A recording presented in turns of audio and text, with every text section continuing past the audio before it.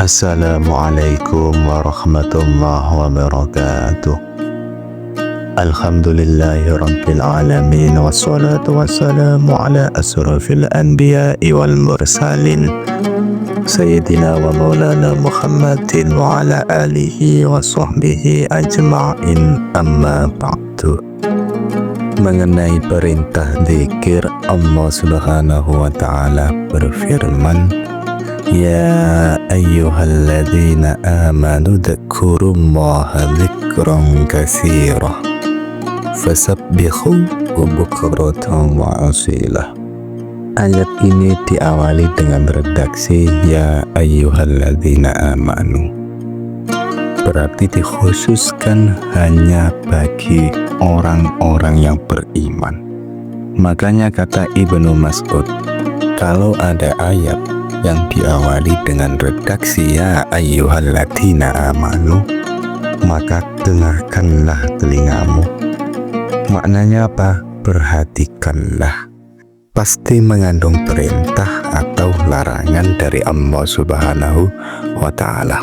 Ayat tersebut kalau diartikan kira-kira, wahai orang-orang yang beriman, perbanyaklah zikir kepada Allah subhanahu wa ta'ala, baik di waktu pagi dan waktu sore, dengan memperbanyak membaca tasbih.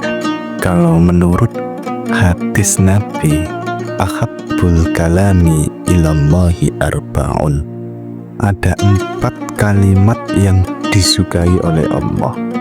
4 kalimat ini bebas dimulai dari mana, yakni apa? Subhanallah, walhamdulillah, wala ilaha illallah, Allahu akbar.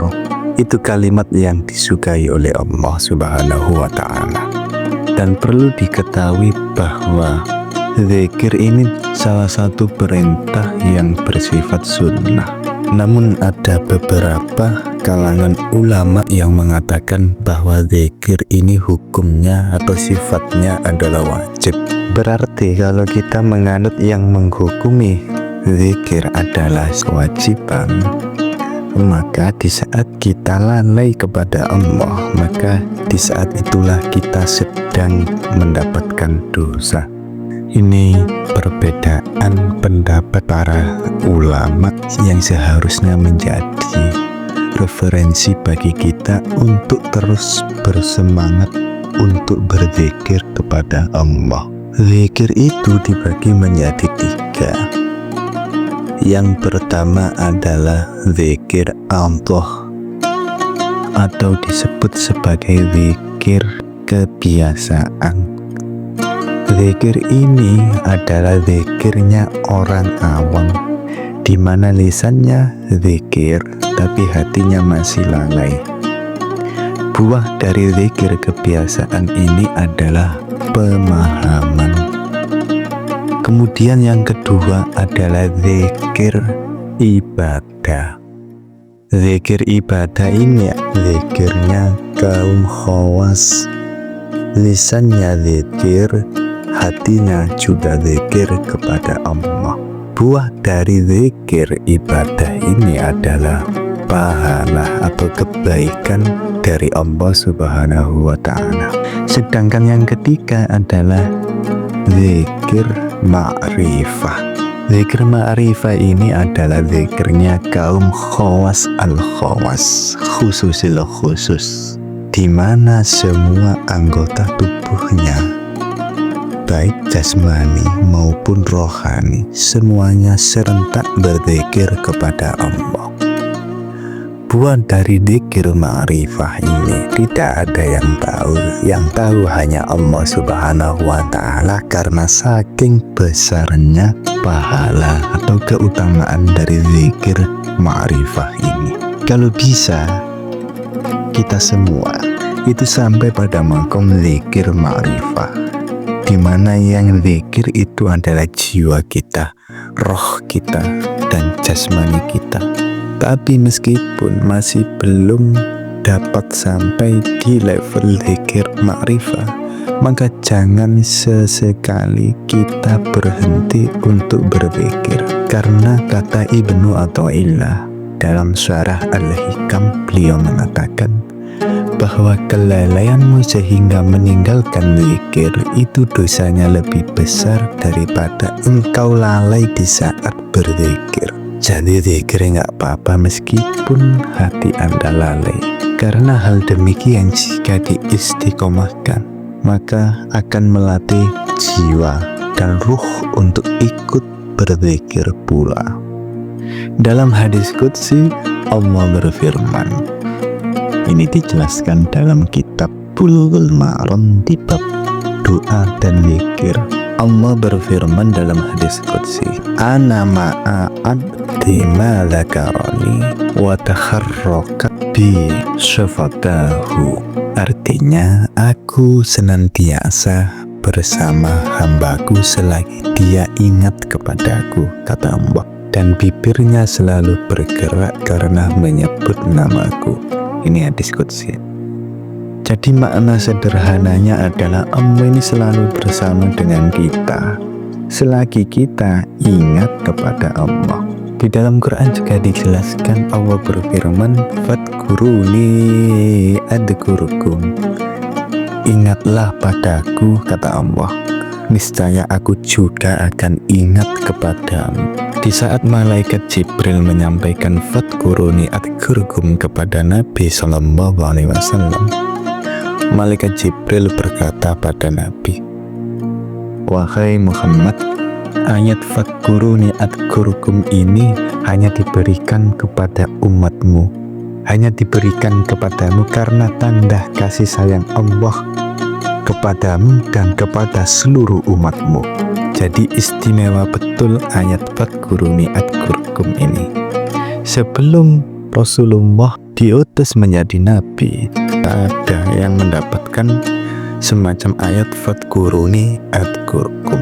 Di ayat lain Allah juga berfirman, fa idza qadaytumus sholata fadkurullaha qiyaman wa qu'udan wa 'ala junubikum.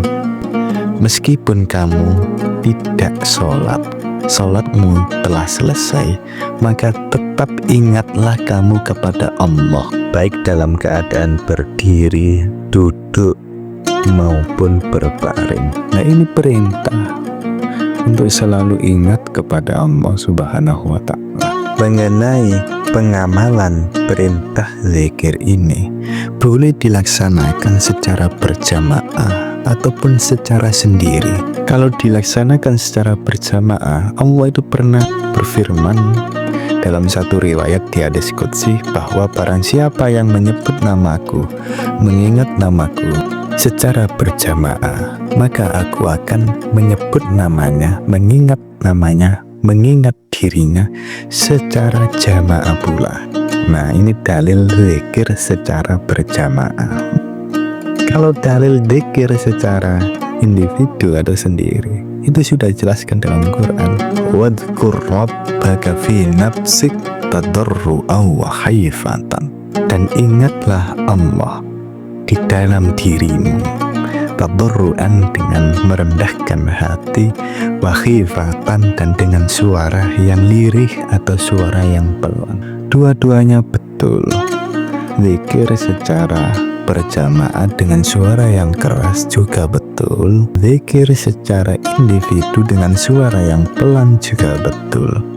Yang salah adalah di saat Anda tidak zikir sehingga Anda lalai dengan Allah Subhanahu wa Ta'ala. Mengenai keutamaan zikir ini banyak sekali. Salah satu yakni membuat hati tenang. Orang yang selalu mengingat Allah itu hatinya selalu tenang, diberikan kedamaian, diberikan kebahagiaan oleh Allah. Makanya orang-orang yang ahli zikir itu hidupnya nggak ada yang susah, nggak ada yang gelisah. Mereka semua menjalankan hidup dalam keadaan tenang, bahagia. Kemudian kemuliaan yang lain dari zikir itu sendiri adalah dimuliakan oleh Allah di dunia sebelum dimuliakan di akhirat. Nah, ini sudah pasti. Makanya orang-orang yang jiwanya senantiasa berzikir itu hidupnya selalu enak, hidupnya itu selalu tenang, bahagia, nggak gelisah, nggak merasa takut menghadapi masalah, tidak merasa takut menghadapi problem dalam hidup. Karena sudah dijamin oleh Allah, semua akan diatasi oleh Allah Subhanahu wa Ta'ala.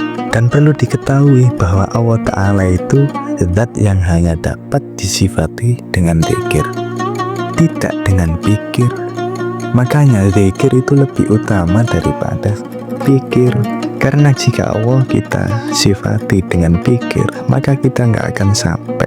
Karena pikiran kita yang terbatas, otak kita yang terbatas, akal kita yang terbatas. Jadi untuk mensifati Allah dengan pikir itu sangat mustahil. Makanya Allah hanya bisa disifati melalui zikir. Karena zikir itu letaknya di dalam jiwa. Nah, jiwa ini satu-satunya alat yang dapat kita gunakan untuk berhubungan dengan Allah Subhanahu wa Ta'ala. Makanya jiwa-jiwa orang yang selalu berzikir pada Allah, yang selalu ingat pada Allah, itu 24 jam selalu nyambung dengan Allah dimanapun dan apapun. Sehingga pantas ia mengatakan, la tahzan innallaha ma'ana. Jangan khawatir, jangan sedih, Allah bersama kita. Lah kalau jiwa kita 24 jam ini selalu lalai dengan Allah, maka kita seakan-akan tidak pantas berprinsip bahwa la tahzan innallaha ma'ana itu berada dalam jiwa kita.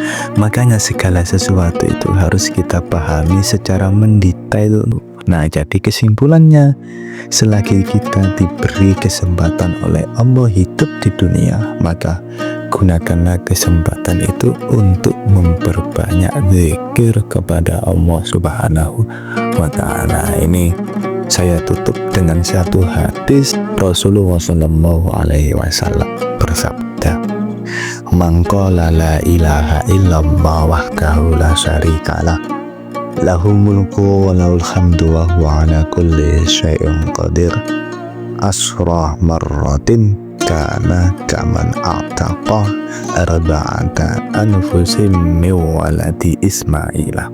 Barang siapa yang mengucapkan la ilaha illallah la syarikalah, lahul mulku wa lahul hamdu wa huwa ala kulli syai'in qadir sebanyak 10 kali, maka pahalanya seperti memerdekakan 4 budak dari keturunan Nabi Ismail alaihissalam. Nah, ini pahalanya sangat besar sekali.